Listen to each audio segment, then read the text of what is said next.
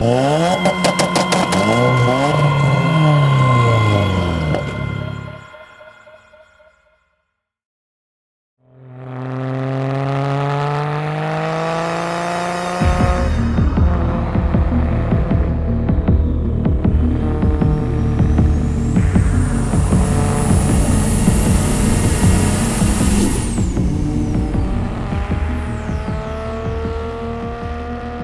we got into the Skyline or the GTR scene in our teens. We used to play a lot of Gran Turismo and Tokyo Extreme on the PlayStation. I'm Chris. I'm Mark. And these are our Skyline GTR 32s.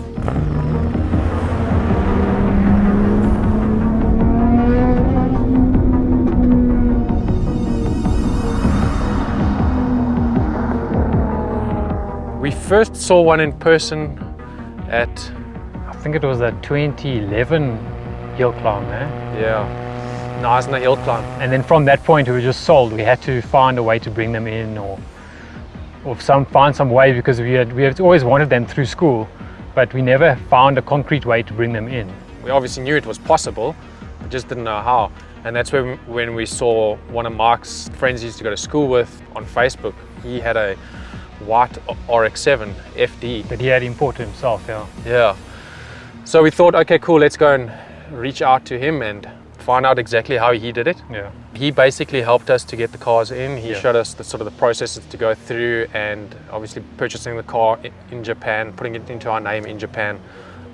You know, everything so that, you know, customs that don't come and seize the cars, which is obviously the scary thing about it. Yeah, and there's obviously a lot of grey imports in the Skyline and Yeah. Supra and RX-7. And in those days they were clamping down and crashing cars, and if you had a Skyline you were kind of like on the banned list, and they would come and look for you. Yeah. So you'd have to hide cars, but we heard these stories, you know, so. Yeah, and we obviously never wanted anything like that to happen. So we found these two cars at the same dealership, and we still managed to, back then you could still get them for a good price. Whereas now the price has just skyrocketed. Yeah, the American market has obviously taken up the cars with the 25-year rule. Yeah. So yeah, the prices of 32s have gone through the roof, and the prices of the 33s are also obviously escalating now.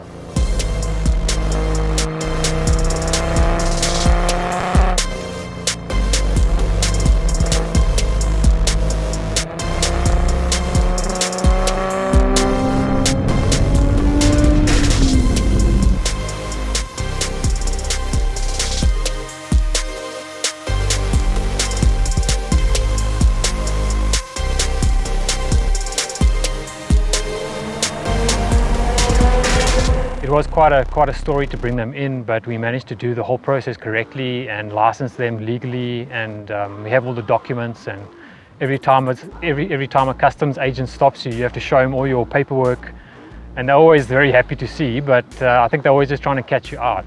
So yeah, we're fortunate for that.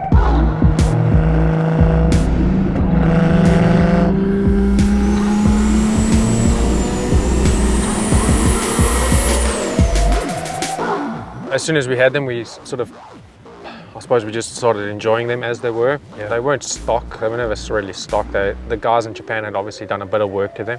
But then when in about 2014, we started kind of, you know, buying one or two parts and started to build them up.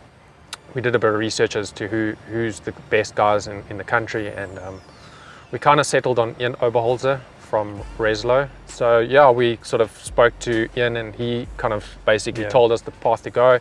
Obviously having worked on a few GTRs in the past, and obviously also with a good knowledge of the SR20s. Yeah. So we built the cars up with parts that Ian had suggested. You know, the parts he preferred, Link ECU and Garrett turbos. Yeah. Well, that was the goal, and then we worked. Took a few years to kind of get to where we were in a place where we were happy for the cars to move forward with all those mods.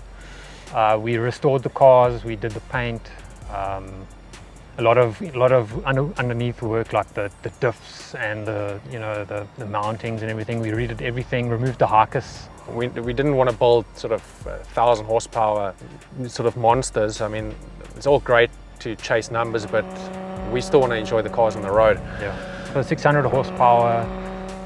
Responsive, and a nice drive, especially on the track. Yes, yeah. With the suspension setup, nothing too low, where the car's actually going to be undrivable. I mean, this is South Africa at the end of the day, and yeah, we don't always have the best roads.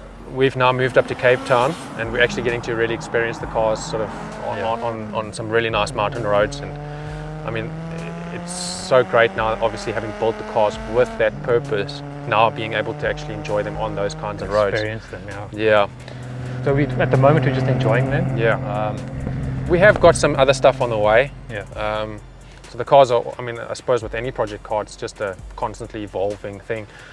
It never really stops, and you're never really finished. Yeah, I suppose the next steps for the cars is to do forged internals, the oil pump, which is obviously Achilles heel of the RB26.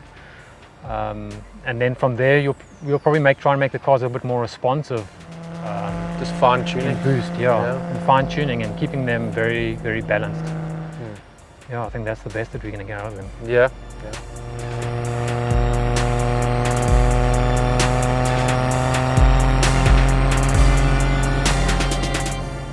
Cars.co.za is so much more than just a YouTube channel. Take our app for instance. It's been downloaded over 500,000 times in the Android store alone, which means it must be okay, right? You'll find the links to the download for iOS and Android in the description below.